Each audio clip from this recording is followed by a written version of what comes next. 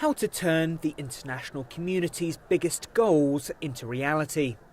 Those here at the Sustainable Development Impact Summit say a holistic approach is vital.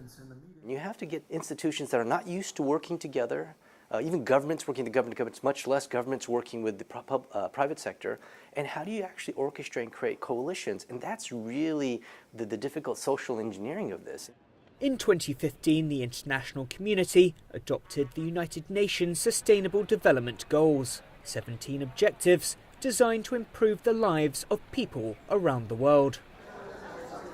500 people representing 160 organisations have gathered at the World Economic Forum Summit to ensure these targets are reached by the year 2030.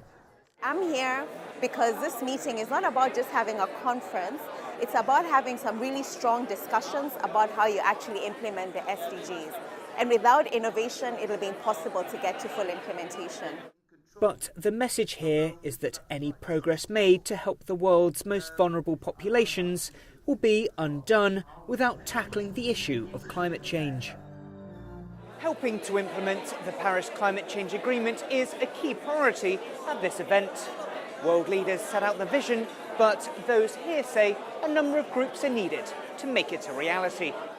Former US Vice President and environmentalist Al Gore says climate change is the biggest threat to the global economy.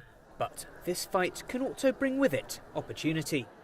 Late last year, 7 African nations agreed to protect 70% of tropical forests on the continent from unsustainable palm oil development.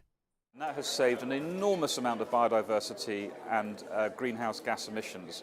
And that has come about through a partnership between governments, experts and the companies who in the future will buy that palm oil. These types of partnerships are why those here are optimistic that the Sustainable Development Goals are within reach.